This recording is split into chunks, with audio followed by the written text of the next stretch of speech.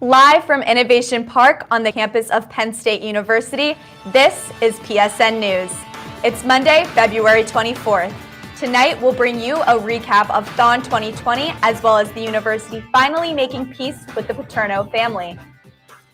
We also have more on Harvey Weinstein's criminal conviction in New York court today, the results from the Nevada caucuses, as well as your sports, entertainment, and weather.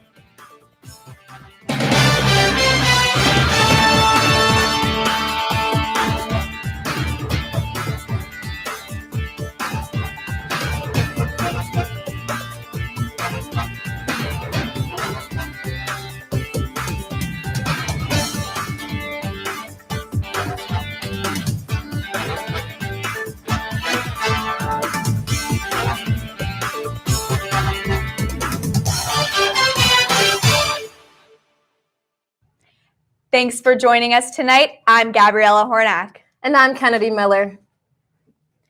The grand total raised for THON 2020 was announced at the conclusion of the weekend on Sunday, $11,696,942.38, all raised for the kids.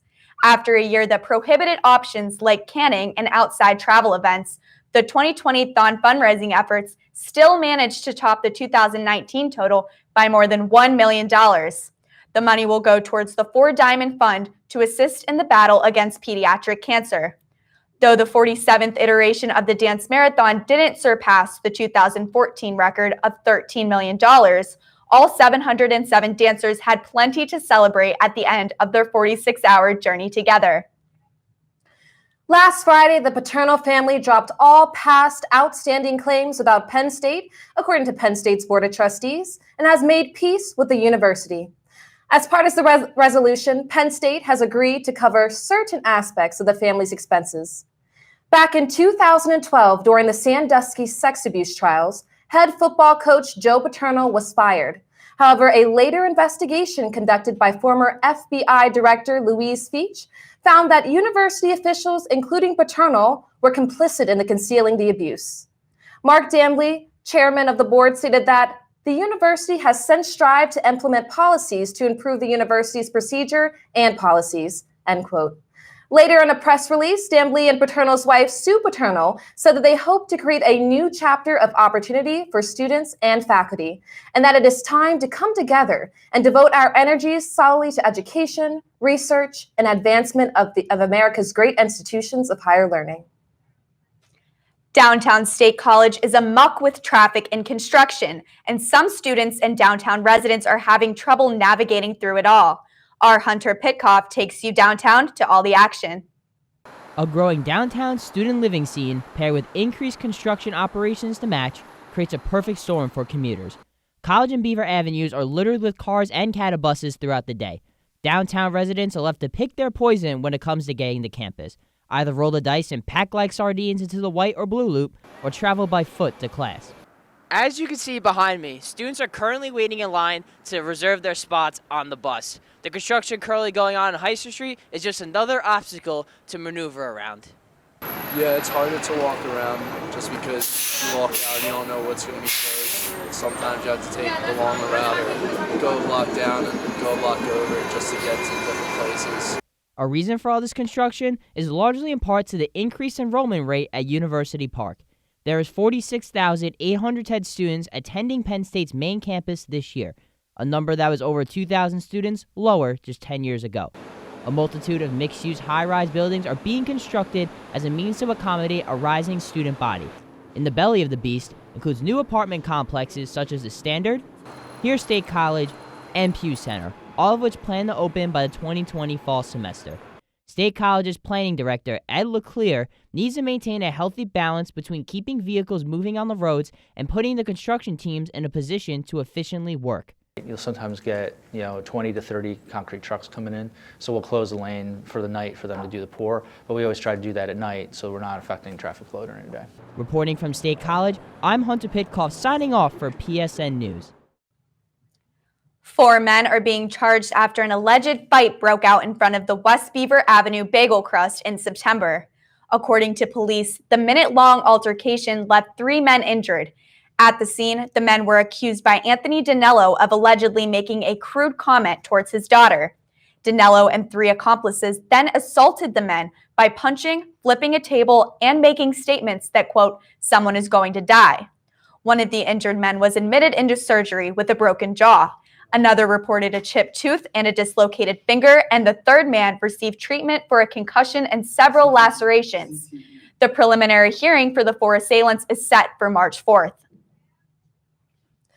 On Thursday, Penn State's Board of Trustees on Finance, Business, and Capital Planning recommended approval for an $82.5 million multi-year project renovation for the East Hall residence buildings Bigler, Curtin, and Packer. The committee seeks to have a new efficient building system that will be connected to the campus chilled water system, allowing for climate-controlled rooms. In addition, renovated social spaces and shared private bathrooms will be provided on each floor. The project does not end there, however, as it will also include improvements to building appearances, as well as landscaping and minor parking changes. Funding for the project will come from housing and food services reserves and self-supported borrowing. The East Hall project is expected to be completed by 2022, housing about 4,000 students.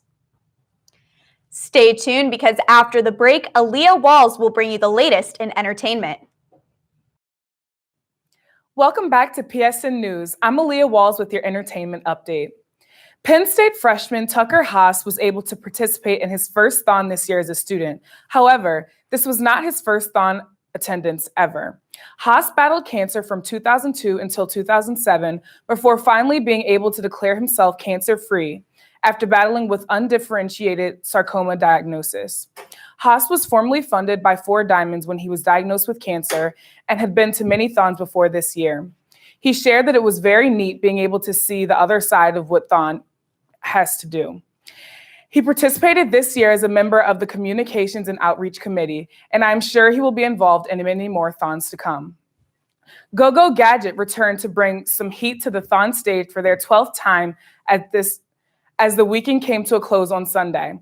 Along with their music, they present visuals while performing, stating on their website that they believe imagery and music go hand in hand.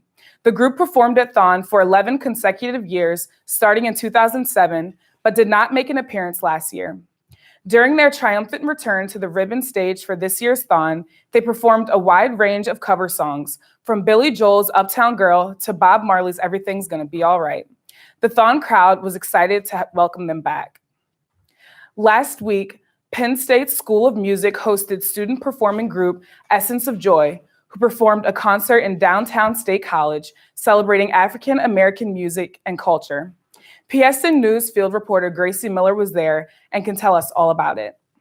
Good evening, I'm Gracie Miller reporting for PSN News. Tonight, I'm at the University Baptist Brethren Church here in State College. Penn State School of Music is hosting the African American Music Festival, Essence of Joy. Let's go take a look.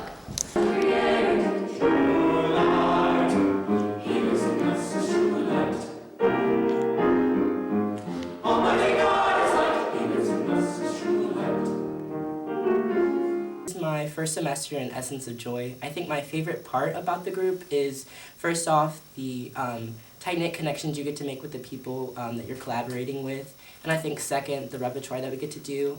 Oftentimes, we're studying like classical music in our curriculum, and I think getting to do music that's contrary to the things that we study in our curriculum is great, and it's music that's sometimes more personal and that you're able to connect with based off of personal experiences and your own emotions. So. Could you please just tell us a little bit about what the Essence of Joy really is? Yes, so Essence of Joy is one of 6 choirs on the Penn State campus, and we specialize in traditions of African and African American music, and our goal is to perform at the highest quality these traditions and traditionals, spirituals and African American music. Wow, that's awesome. So how often do you perform in a year?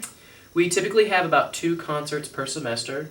Sometimes we'll have off-campus performances in addition to the 2 performances on campus, but typically about 2 per semester. And I'll find familiar pieces that have that are composed by African American composers.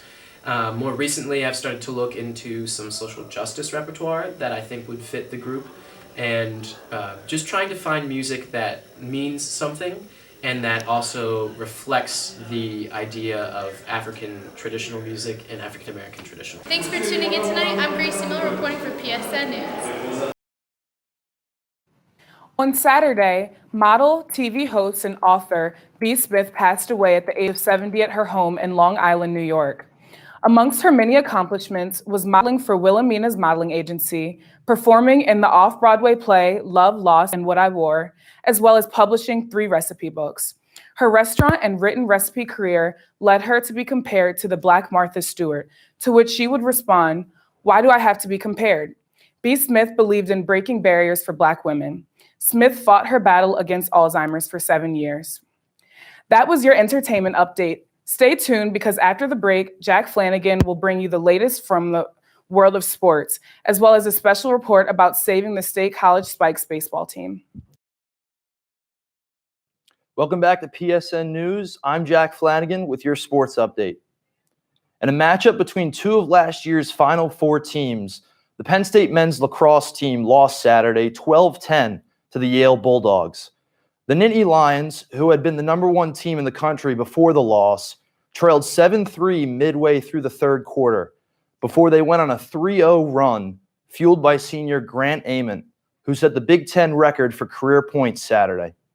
Ament, TJ Malone, and Jack Kelly all had 2 goals for Penn State, but #3 Yale proved to be too tough in the end. Across the street from THON, the #11 Penn State men's hockey team scored 3 unanswered goals Saturday night to defeat the #18 Minnesota Gophers 3-2. The Nittany Lions were down 2-0 late in the first period before junior Evan Barrett opened the scoring midway through the second. They wasted no time in capturing the lead as Nikita Pavlichev and Kevin Wall scored in a 31-second attack. Penn State now leads Minnesota and Ohio State by 4 points for first place in the Big Ten, heading into the final weekend of the regular season. In a much-anticipated rematch, Tyson Fury defeated Deontay Wilder Saturday night to capture the WBC heavyweight title. Fury, whose last fight with Wilder in 2018 ended in a draw, knocked Wilder down in the 3rd and 5th rounds and dominated the fight until Wilder's team threw in the towel in the 7th round. The loss was the first of Deontay Wilder's professional career, whereas Tyson Fury remains undefeated. That was your sports update. During the break, PSN News' own Jared Smith and Sebastian Kraft will bring you a special report detailing UPUA's campaign to save the State College Spikes. Hi, this is Sebastian Kraft. And I'm Jared Smith. Today for PSN News, we're on location at Medler Field at Lubrano Park. Today, we're going to be talking to Joe Putnam, the Director of Communications, about the 42 teams that were proposed to be cut under Major League Baseball's new proposal. Let's go find out more information. This is a prototypical minor league baseball field in the heart of small town Pennsylvania. This field is both an athletic arena and a community center. It has hosted local fun and entertainment since 1958. The team that plays on the field could potentially be cut along with 41 other teams under a new collective bargaining agreement. Major League Baseball Commissioner Rob Manfred has endorsed the new proposal. He claims minor league facilities do not live up to a proper standard of living. The State College Spikes are a local team threatened to be cut. We at the State College Spikes pride ourselves on being a community gathering place here across Happy Valley. So not just folks in State College, but in Bellefonte, even down to Lewistown, up to Clearfield. Joe Putnam is the Spikes Director of Communications. He emphasizes that the Spikes are worth preserving for the community. It's great to have the support of our Happy Valley community and all 160 minor league baseball teams to combat this proposal, and that's why we started the Save Our Spikes initiative. Zachary McKay and Jacob Klipstein are student government representatives for the University Park Undergraduate Association. They are very vocal about supporting the Save Our Spikes campaign. As opposed to directly opposing the decision, the student government's kind of take was to support the Spikes campaign, Save Our Spikes. Part of the legislation that we passed included writing a letter to our, as an organization, to our congressman to get them to sign on to that, to the Saving Minor League Baseball Task Force. That way we are ensuring that we are building as a community-centered grassroots event as possible. University Park students specifically utilize the spikes quite a lot over the summer, considering that not a whole lot of entertainment is here otherwise that we do have during the school year. It's been overwhelming, the amount of support for the Save Our Spikes campaign. Save our spikes! Save our spikes! It's basically us saying like what the plan that Major League Baseball has proposed is wrong, and this is why the spikes are a benefit to the community. Putnam stresses the spikes help bring everyone together. Here in State College, everybody can be a State College Spikes fan. Save the spikes, Rob Manfred. Reporting from University Park, I'm Jared Smith. Welcome back to PSN News. I'm Talia Trello, and tonight we have Gabriella Fournier, a member of the Penn State equestrian team. Thank you so much for joining us. Happy to be here. So tell me about your role in the team. So I'm the vice president, and what that entails is I mostly do the coordination of transportation, how we get to horse shows, lessons, all that kind of stuff. And in addition, I am part of the core 4 of the board, so I have meetings with club sports, I help the president with things, and any other thing that needs doing, I'm there. And why would you guys need to meet with club sports? So with club sports, they are the people that we report to. They kind of oversee everything that we're doing. So we'll go have meetings about any questions we may have about a budget. I have to collect driver forms from people to get their car to be, so they're able to drive to and from horse shows and all this stuff through Penn State. So I drop all that off, and pretty much any questions we have, we go to them. That's awesome. Yeah. Now, how does membership work for the team? So there are 3 types of memberships. So you can be a full-time member. So that is you ride the horses, you care for them, go to all the horse shows, stuff like that. You could also be a sub 1. A sub 1 member has all the same benefits, except they have never ridden before. So we will teach you how to ride. So starting from the absolute basics, brushing the horse, caring for the horse, all the way to getting on the horse and actually riding. And the other membership is associate members. So if you either don't make the team as a riding member or you don't have time to ride during that semester, you are able to be an associate. So you, again, have all the same benefits as a riding member. You just don't ride. So you get to come to all of our social events, team bonding events, fundraising, all that stuff. Awesome. Yeah. And now, how does training work for you guys specifically? So our training is once a week. You have a lesson with our coach. So it's an hour long. You ride one of our team horses. We have 17 out at the barn, 17 horses that you could ride. And depending on your level, you do different things. Everyone starts off with basic flat work. So that's walking, trotting, cantering, and doing different exercises with that. And then if you have the ability to jump, then you'll jump courses, do different exercises over the jumps. And yeah, that's pretty much our weekly schedule. And this trainer is associated with the university, right? So actually, as a team, we went and outsourced and found her. So she is paid directly from us, and she works for us. So say we wanted to switch trainers, we don't have to go through club sports and able to do that, but we wouldn't go anywhere else. Kristen Greetalk is our coach. We adore her. We love her. She's like our second mom, and she's led us to a lot of success. That's great. Yeah, tell me about some of your successes. So we have been to nationals, oh my gosh, almost every single year. And how you get to nationals is you compete all year long. You accumulate points. Individually, you have to have between 28 to 36 points, and you go to regionals. At regionals, you have to be first or second. You go to zones, first or second at zones, and you go to nationals. So you can go individually or you compete as the team for the team. And we've made it to nationals last year. Oh my gosh, I can't even remember. I think we were 9th overall at nationals, or I can't remember. It was all a blur. And coming off of 46 hours of THON, my brain is kind of scattered.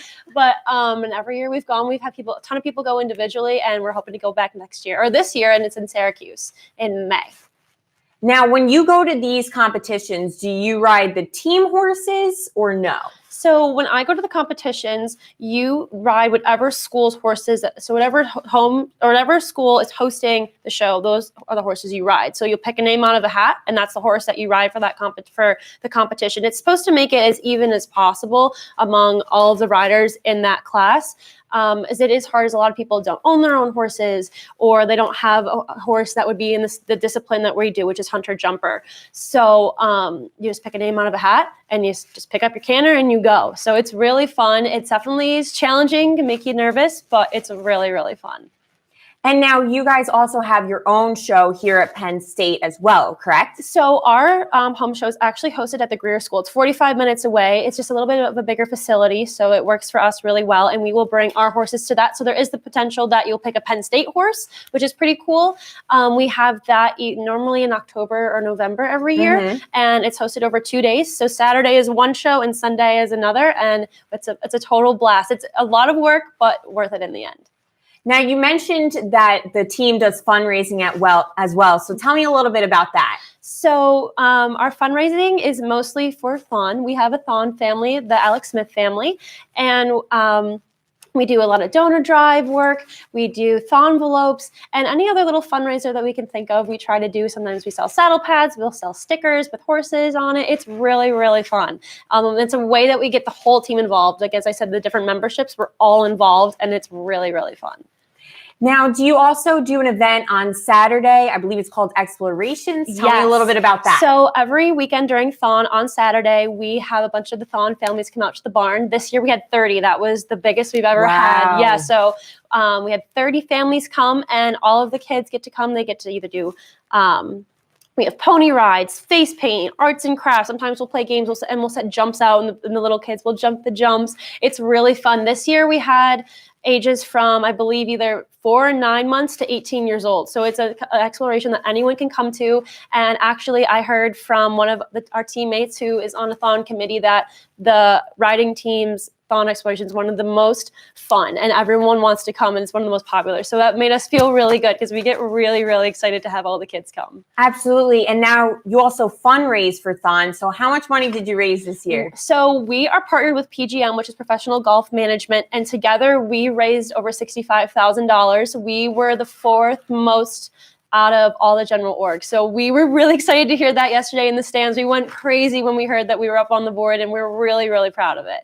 And you also had members of your team dancing as well. Yes, we did. We had 3 girls, Shannon Sikowski, Sarah Boyd, and Emma Angadi. And oh my gosh, it was awesome seeing them on the dance floor. They absolutely killed it. They were just having a dance party the entire 46 hours, and going down on the floor to see them, they were just balls of energy. It was so awesome. That's great. And I think it's really important that you also give back to the community for THON. So thank you so much for joining us, and stay tuned to PSN News for the weather report.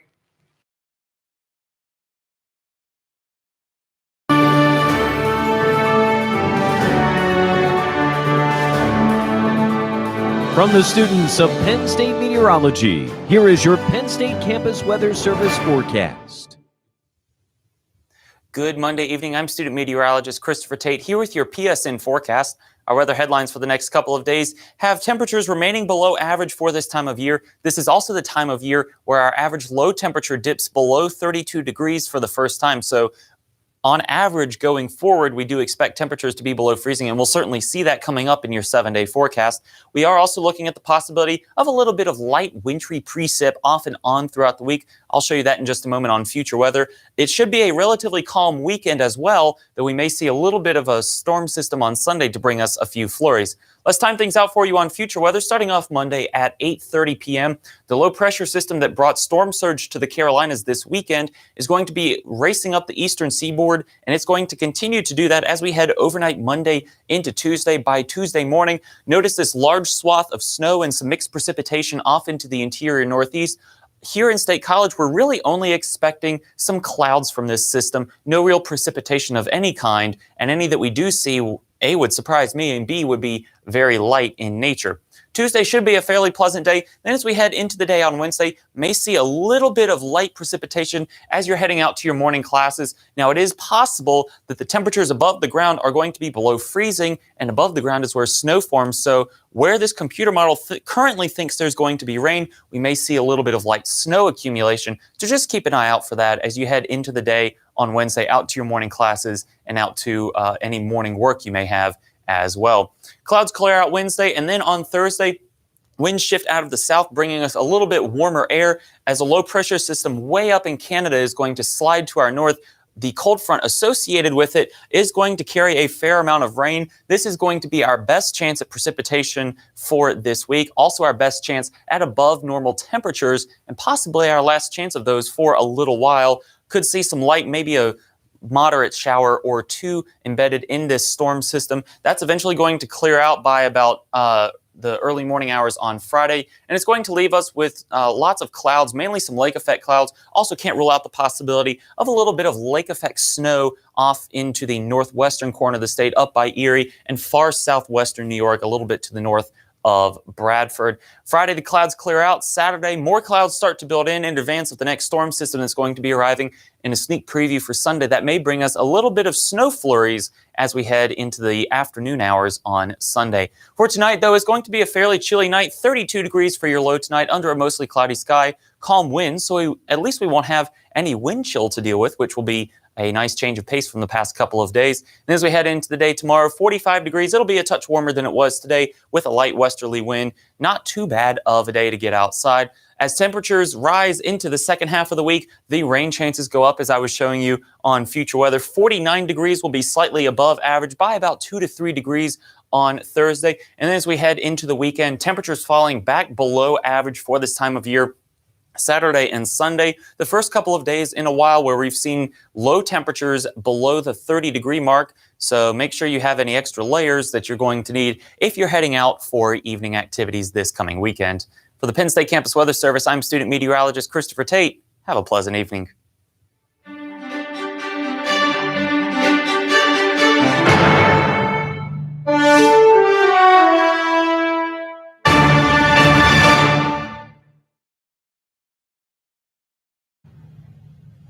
Disgraced film and media mogul Harvey Weinstein was convicted today in New York County Court on 2 charges of first-degree sexual assault and 1 of third-degree sexual assault after multiple actresses and women in Hollywood came forward in the last few years about abusive behavior and rape claims. Manhattan attorney Cyrus Vance Jr. commended the 8 women who came forward against the former director and said, quote, "Rape is rape, whether it is committed by an indignant person or a man of immense power, prestige, and privilege." When the conviction came down, Weinstein faces a minimum of 5 and a maximum of 20 years in prison. After nearly 6 decades, founder and CEO Wesley Lexner will step down from his executive role at L Brands, according to an announcement Thursday. L Brands is the conglomerate behind mall staples such as Victoria's Secret, Bath & Body Works, and Pink. Later in a statement, L Brands announced that Bath & Body Works will soon become a standalone public company, and Victoria's Secret and Pink are going private as a single brand. In recent years, Wexner's ties with convicted sex offender Jeffrey Epstein, combined with Victoria's Secret's courted controversies, has had the company come under fire.